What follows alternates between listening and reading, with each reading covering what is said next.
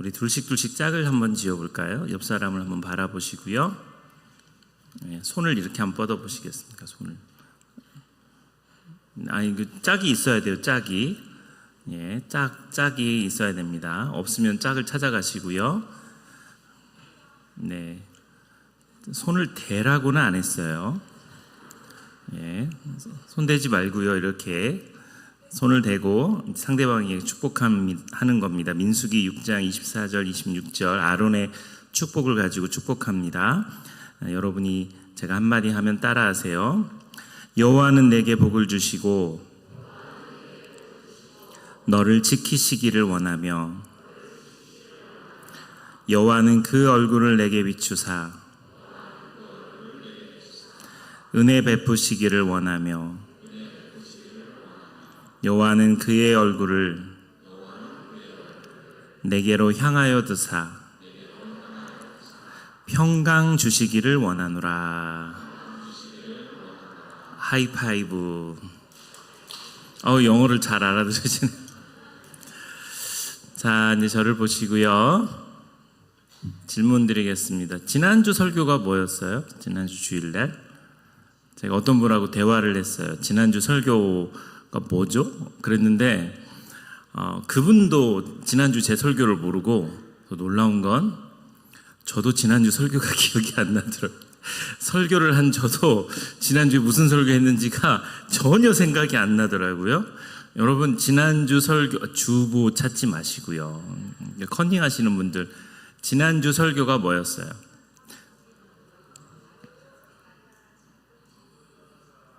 돗대기 시장이 따로 없어요. 뭐라고 이제 한마디도 모르겠어요. 제목이 가서 이와 같이 하라라고 하는 제목으로 말씀을 전했고요. 그리고 선한 사마리아인에 관련된 이야기를 했어요. 중요한 것은 죄에 대한 이야기를 하면서 우리가 하지 말아야 할 죄도 있지만 해야 하는데 안 하는 것이 죄다. 그 이야기가 지난주 메시지의 굉장히 중요한 부분이었습니다. 그런데 왜 우리는 지난주에 분명히 말씀을 듣고 이렇게 살아야지 하고 다짐을 했었죠? 그랬죠? 근데 왜 다 잊어버렸을까요? 왜 말씀도 생각 안 나고 어떤 얘기를 했는지도 기억이 안 날 정도로 우리는 왜 다 잊어버리는 걸까요? 이게 사실 우리들이 갖고 있는 영적인 딜레마고 문제입니다. 잘 기억이 나지 않아요. 잘 이렇게 해석이 잘 되지 않고 이게 우리의 삶으로 전달되지 않습니다. 그러니까 우리가 길을 잃어버리는 거죠. 분명히 은혜를 받았어요. 그 순간에 은혜를 받았고 은혜를 받은 것 같은데 우리의 일생을 살아갈 때 그것이 우리에게 버팀목이 되거나 힘이 되진 않습니다. 분명히 우리가 은혜를 받은 건 맞는데 그것이 우리를 끌고 가지는 못하는 그런 현상들이 벌어지는 겁니다. 참 많은 메시지들을 듣고 참 많은 반응들을 하지만 그게 잘 되지 않아요. 그냥 형편없이 무너지는 거예요. 별거 아닌 사소한 것에 무너지는 거예요. 그러니까 내 감정, 내 기분이 들지 않으면 무너지는 겁니다. 그게 우리들의 현 주소인 거죠. 얼마 전 방송이 됐던 유키즈 원더 블록이라고 하는 방송에서 재활의학과 전문의인 정세희 교수님이 출연해서 이제 운동에 대한 이야기, 유산소 운동에 대한 이야기, 달리는 거에 대한 이야기를 하다가 아주 재미있는 이야기를 했어요. 1966년에 20대의 대학생들을 실험을 했습니다. 뭐냐면 3주 동안 그들을 침대 위에 올려놓고 거기서 운동 같은 거 하지 않고 침대에서 밥 먹고 화장실만 갔다 오고 침대에서 책 보고 침대에서 모든 것을 하게 했어요. 3주 동안.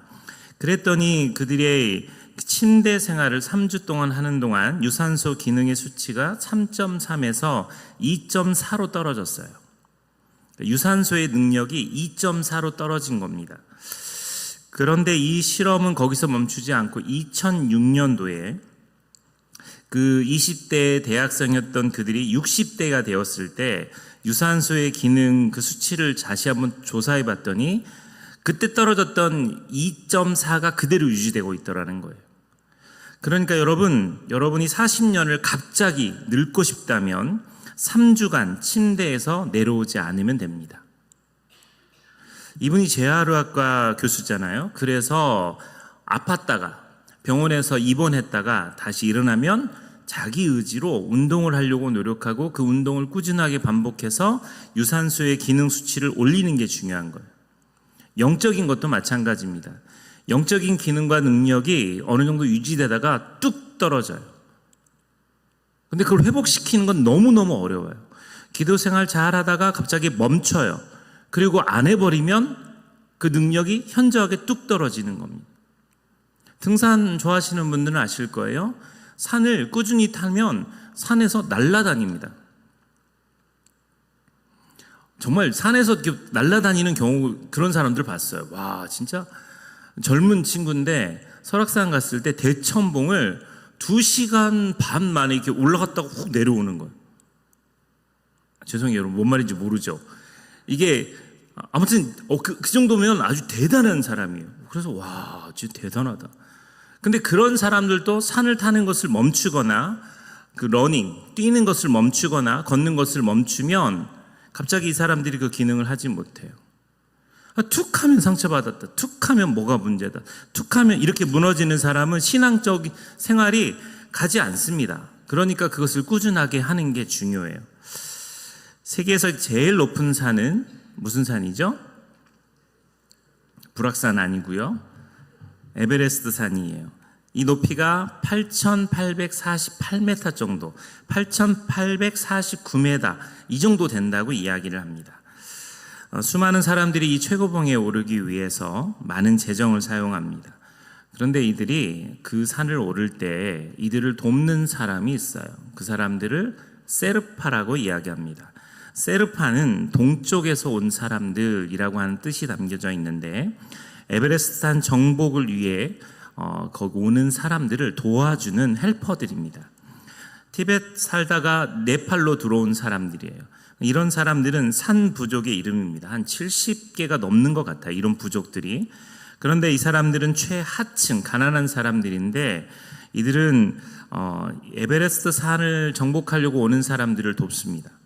그래서 이들이 짐을 날라주는데 식량, 텐트, 산소통, 의약품, 난방 연료, 옷 이런 것들 보급품들을 정말 무거운데 그것을 짊어지고 이 등산객들을 도와줘요. 등산객들은 이런 세르파의 도움을 받습니다. 그래서 이 세르파들은 빵으로 그리고 얇은 옷으로 낡은 신발로 버티고 살아가지만 정말 그들의 도움이 없으면 올라갈 수 없습니다. 우리나라 대표적인 산악인인 엄홍길 씨는 세계에서 최초로 히말라야 이 산 16자의 등정에 성공하신 분이세요. 그런데 이분이 이 산을 오를 때에도 이 세르파의 도움을 받았습니다. 우리나라 여성 중에 제일 먼저 에베레스트 산을 오른 한국 여성은 오은선 씨인데 2004년 5월 10일 날 안나푸르나를 올라갑니다. 그런데 혼자 오른 것이 아니라 세르파 2명이 도와줍니다. 39살 된 옹추다와와 29살 된 채칭이라고 하는 이 두 사람이 도와서 에베레스트 그 산에 오르는 과정을 밟게 돼요. 세르파는 되게 중요한 사람들이에요. 세계 최초로 에베레스트 등정에 성공한 사람이 있습니다. 1953년 5월 29일 날 에드먼드 힐러리라고 하는 사람이 이 세계 최초로 인간이 가장 높은 산에 올라가는 것에 성공합니다. 그때 덴징 노르가이라고 하는 세르파가 도움을 줘요. 그래서 이 에드먼드 힐러리라고 하는 사람이 인터뷰를 하면서 이 노르가이라고 하는 사람이 나를 돕지 않았다면 난 이 산에 오를 수 없었다라고 하는 인터뷰를 하는 장면이 등장합니다. 그런데 재밌는 것은 이 산에 오를 때 세르파의 이름은 기록에 남지 않습니다. 먹고 사는 문제로 도와주는 사람은 정상에 올라간 것에 기록을 남기지 않아요. 그래서 에드먼드 힐러리만 이름이 기록이 남고 이 노르가이라고 하는 사람은 거기에 기록이 남지 않는, 정말 말 그대로 도와주는 헬퍼 역할을 하는 거죠. 하나님은 우리가 이 땅을 살아가는 동안에 기억력도 짧고 유혹에도 약하고 자주 시험에 들고 문제투성인 우리를 위해서 이렇게 세르파를 보내주십니다. 전 그 첫 번째가 천사라고 생각해요. 여러분 좌우 한번 보세요. 천사가 옆에 있죠? 아니 사람 말고요. 영적인 눈으로 여러분 천사를 볼 수 있어야 돼요. 천사. 이 천사라고 하는 이야기가 성경에 꽤 많이 등장합니다. 그런데 사실 우리 합동 측은 천사에 대한 개념 자체를 그냥 뭐 영적인 거니까 별로 이렇게 신경도 쓰지도 않고 이 천사의 존재에 대해서 이야기하면 되게 이상한 존재로 생각을 해요. 근데 여러분 성경에 천사가 등장해요. 진짜 등장해요. 무려 300회 이상 등장합니다. 예수님이 기도할 때도 천사가 도와줍니다. 누가복음 22장 43절에 천사가 하늘로부터 예수께 나타나 힘을 더하더라. 예수께서 힘쓰고 애써 더욱 간절히 기도하시니 땀이 땅에 떨어지는 핏방울 같이 되더라.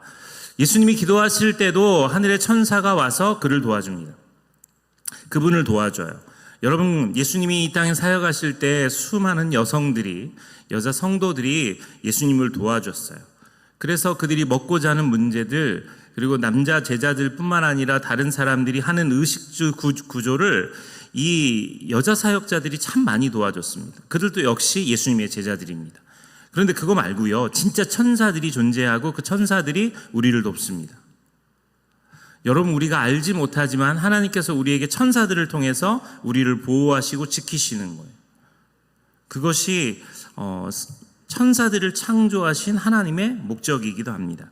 시편 148편 5절 말씀 보면 그것들이 천사들을 이야기합니다. 여호와의 이름을 찬양함은 그가 명령하심으로 지음을 받았습니다. 히브리서 1장 14절 같이 한번 읽어보겠습니다. 시작.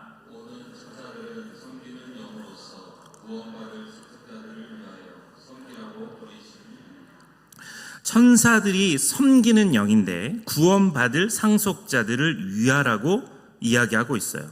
구원받을 상속자들이 누구예요? 여러분들이에요. 우리들이에요. 우리들을 위해서 그렇게 하셨다는 거예요. 우리 얼마나 특별한 존재들이에요. 다시 한번 여러분 좌우에 천사들이 있는지 보세요. 영안의 눈이 열렸으면 좋겠어요. 그 천사들이 우리를 돕고 있다라는 겁니다. 천사를 네 종류로 분류해 보겠습니다. 첫 번째는 돕는 천사인데 힘들고 어려운 일을 당할 때, 여기 뒤에 있는 말씀들은 다 읽지는 않겠습니다. 잘못된 길을 가고 있을 때에도 천사들이 돕습니다. 적에게 포위되어서 위급한 상황이 있을 때 열왕기 하에 등장하는 이야기에서도 천사들이 등장합니다. 우리를 도와주고 보호해주고 지켜주는 일들을 하는 게 천사가 하는 일입니다. 흔히 말하는 수호 천사가 우리에게 있는 거예요. 두 번째는 예배하는 천사들이에요. 성경에 나오는 스랍과 그룹이라고 사용되는데 스랍은 제단을 맡은 천사입니다. 우리의 영혼을 정결케 하고 영적 부흥을 돕는 일을 천사들이 합니다. 또 그룹은 하나님을 직접 모시는 천사들이에요. 또 전쟁하는 천사들이 있어요. 하나님과 그의 택하신 백성을 대적하는 세력과 맞서 싸웁니다. 여호수아 5장에도 등장하고요. 열왕기 하 19장에도 등장합니다. 악한 마귀와 그 군대를 쳐부수는 일을 하는 천사예요. 그 천사장이 미가엘이에요. 미가엘. 그리고 소식을 전하는 천사가 있어요. 가브리엘 천사가 그 대표적인데 사람들에게 하나님의 뜻을 전하는 천사들입니다. 장세기, 사사기, 누가복음, 사도행전 여기에 이런 천사들이 등장해요. 여러분 우리에게는 하나님께서 우리를 돕도록 우리를 도와주도록 이런 특별한 존재들을 만들어 주셨어요. 그래서 우리가 힘들고 어려울 때 우리의 자녀들을 위해서 우리가 도구하고 기도할 때마다 하나님께서 그들을 안전하게 지켜주시도록 천사들을 사용하신다는 사실입니다. 또한 성령님이 우리에게 그런 분이시죠. 성령님은 우리를 도와주시는 좋은 세르파 되십니다. 로마서 8장 26절 이게 말씀에 보면 같이 한번 읽어볼까요? 시작.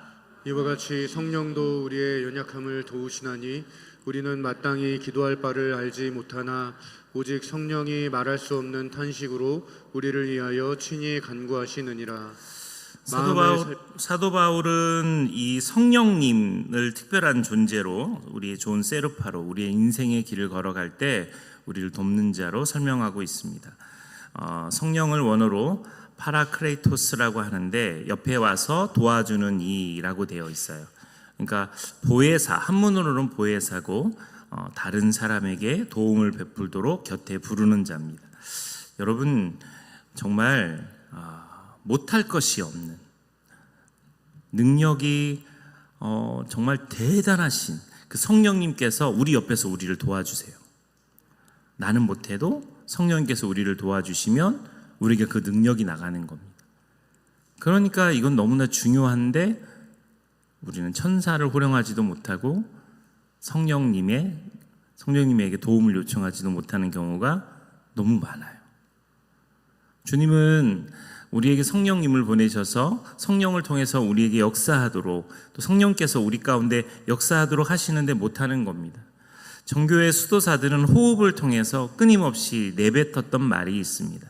숨을 마시는 흡, 또 숨을 내쉬는 호. 그러니까 숨을 들여 마시고 내쉬면서 이들이 성령님을 의지하는 기도를 했는데 뭐라고 하냐면 우리를 불쌍히 여기소서. 한번 해볼까요? 우리를 불쌍히 여기소서. 불쌍히 여기소서. 이 기도가 그들에게는 수백 번, 수만 번 반복해서 드리는 기도예요.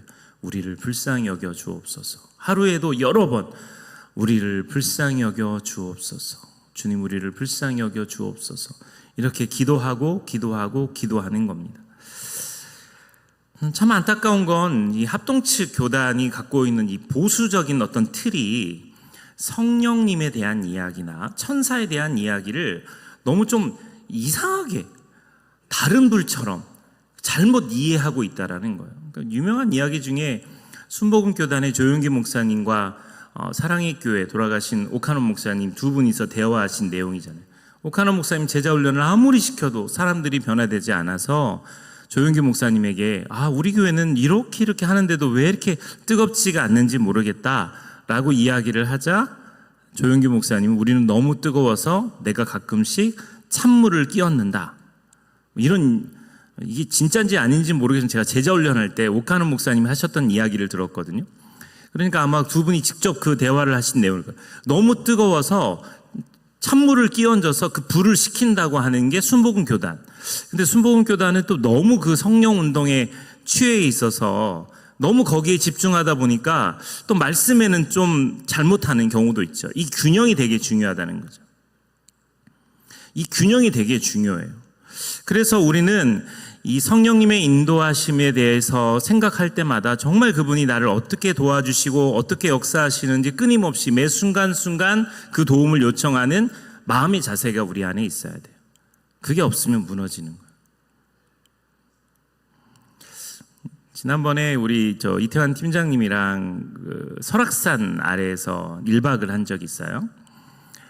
그 설악산 들어가기 초입 부분에 산장들이 있는데 그 산장 바로 아래에 이게 들어가면서 옛날 생각 하나가 났어요. 93년도 그쯤에 제가 군 생활을 할 때였는데 그때 저희 교회, 제 모교회, 고향교회, 우리 김성경 목사님이랑 저랑 같은 교회 출신이잖아요.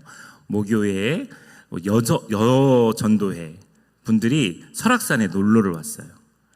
그리고는 그분들이 산장에서 모여서 막 그 재밌게 신나게 윷놀이도 하고 노는 그 시간을 갖는데 제가 그 근처에서 군생활을 했기 때문에 저를 빼내주셨어요. 그래서 외박이 된 거예요. 외박이. 근데 이제 제가 나오니까 제가 여러분 그 93년도에 어떤 일이 있었냐면 왕이신 나의 하나님이라고 하는 찬양 집회할 때 제가 그 찬양 집회를 인도했어요. 그때 정읍 실내체육관은 체육관에서 정읍에 있는 교회들이 연합해가지고 어마어마하게 많은 사람들이 모여있고 제가 거기 찬양 인도했어요. 시시한 사람이 아니에요. 그 당시에 그게 아주 그냥 큰 이슈였어요. 왜냐하면 정말 찬양팀만 한 80명 정도 됐어요. 다시 이야기할게요, 여러분. 너무 놀라지 않아서. 찬양팀만 80명이었어요. 기분 나빠요. 참 이상해. 희한해.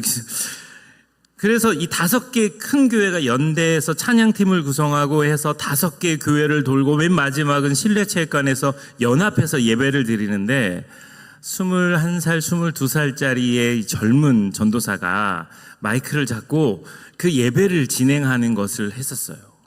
그러니까 이제 저는 그 정읍성광교회 저를 어렸을 때 봤던 우리 권사님들, 집사님들은 눈에 어리긴 하지만 특별한 존재였어요.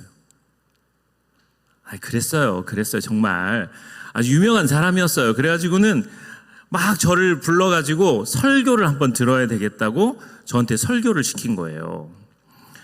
근데 그날 제가 설교 준비를 전혀 않고 왔는데 잘하고 싶잖아요.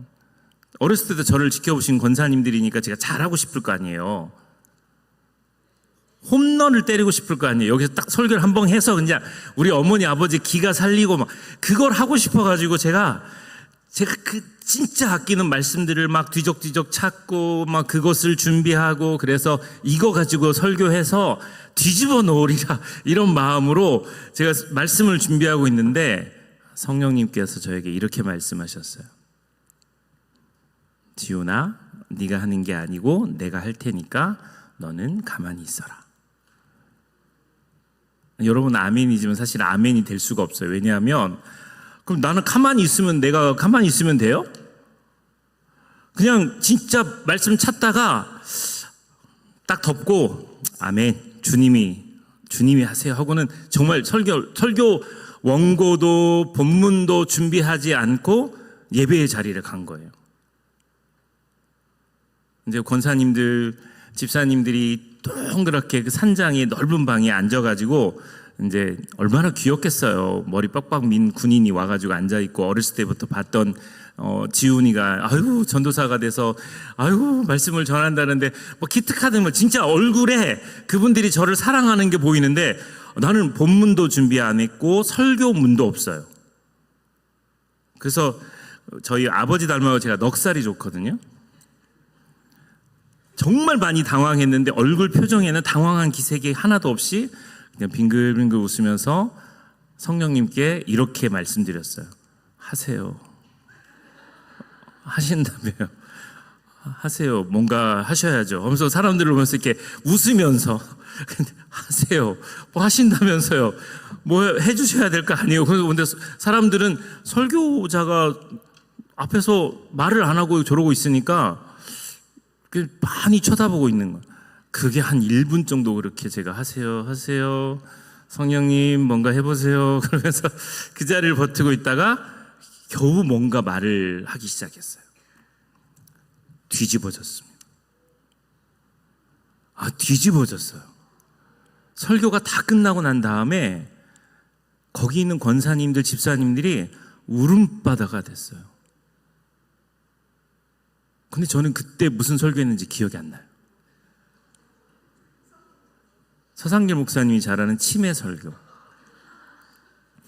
정말 내가 무슨 얘기를 했는지가 기억이 안 나요. 근데 말씀을 전했고 그리고는 그 기도회까지 인도하고 끝났는데 다들 울음바다가 됐어요.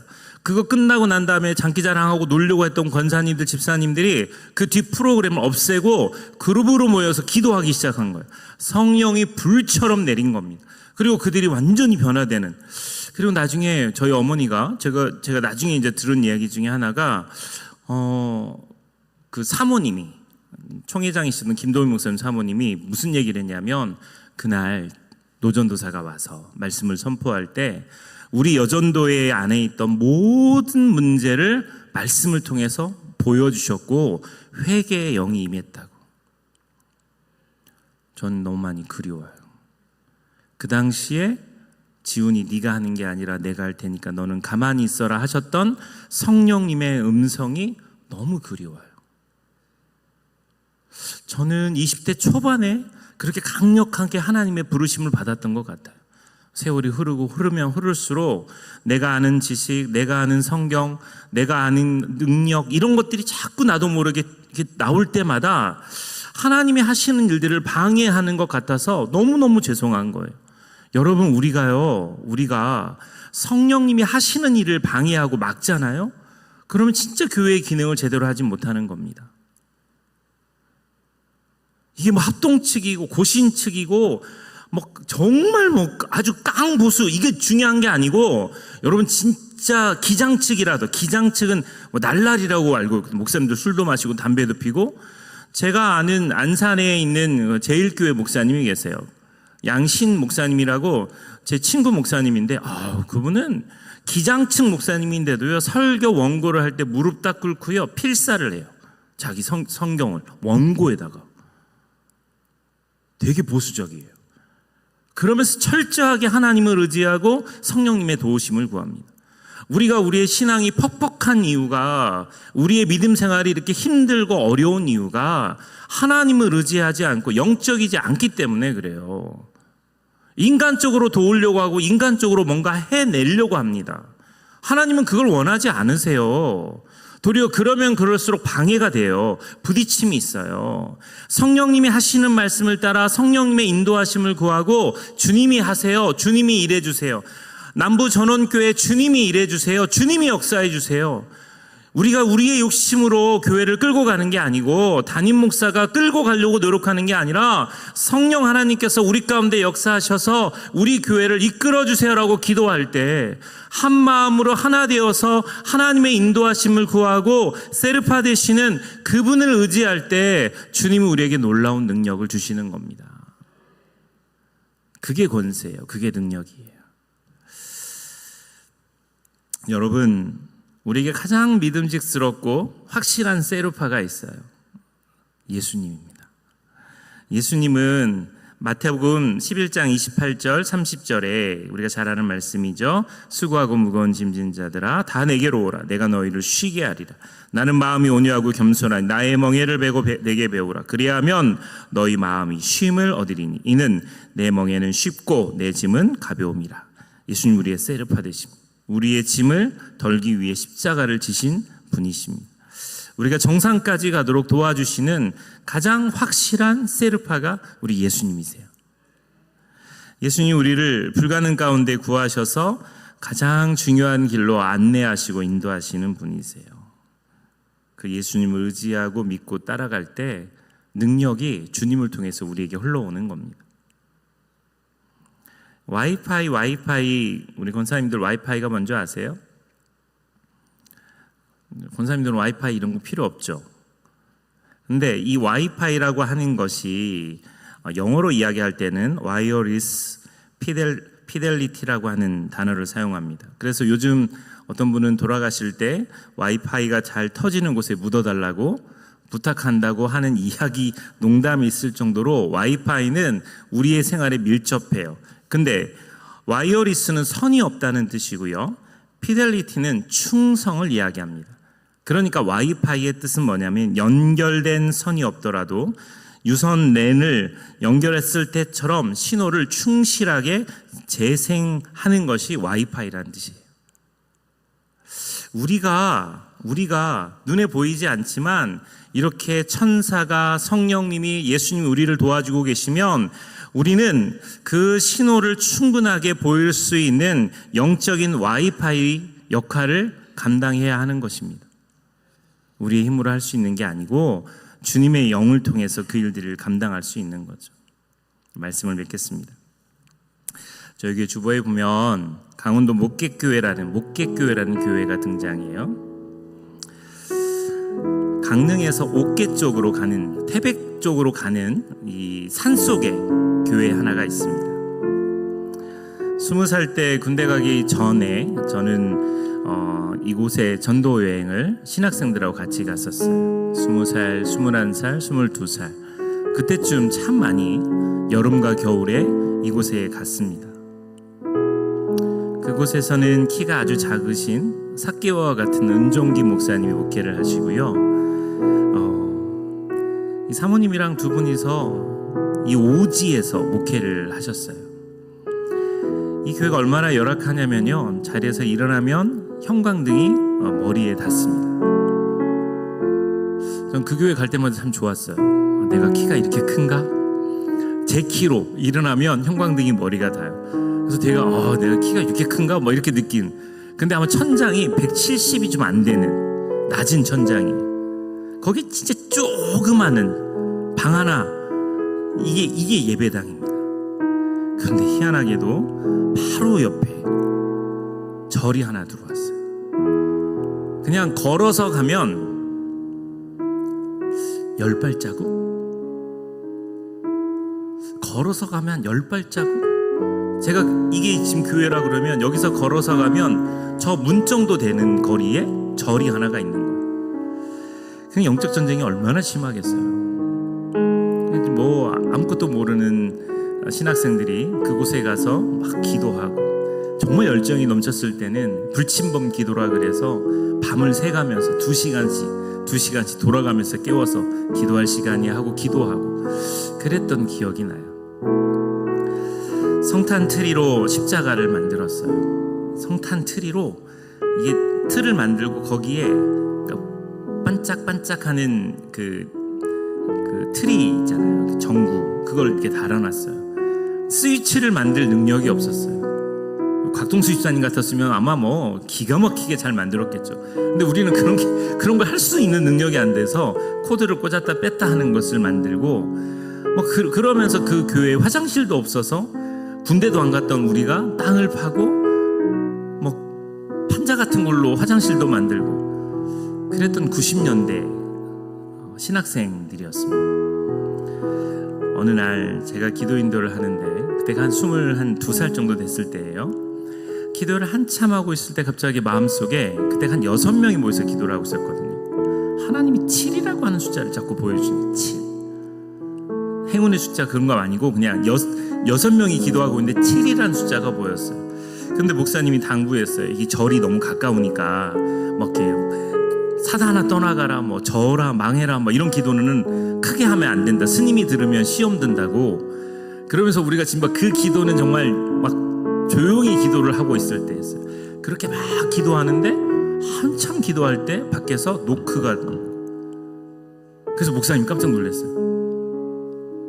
이거 절에서 항의하러 온 것 같다고. 그래서 목사님이 완전 긴장한 상태로 나가면서 우리한테 기도하지 말고 기다리라고 이야기한 거예요. 그래서 목사님 나가셨다가 5분도 채 되지 않아서 한 사람을 데리고 들어왔어요. 안산 제일교회를 다니는, 또 은행에서 업무를 보는 안적선. 제가 이름을 기억하는 것은 은행에서 일하는 분의 이름이 적선이었어요. 안적선, 적선 안 한다는 뜻이기도 하지만, 근데 그분이 들어왔는데 자기는 강원도에 그 회사 사람들이랑 놀러를 왔는데 숙소가 자기가 잘하는 숙소가 있다고 데려왔는데 절이더라는 거예요. 그래가지고는 내가 교회 집사인데 내가 절에서 잘 수도 없고 막 이렇게 하고 있는데, 암자처럼 생긴, 오두막처럼 생긴 여기에서 자기가 너무 익숙하게 들었던 소리가 들리더라는 거예요. 분명하게 기도하는 소리.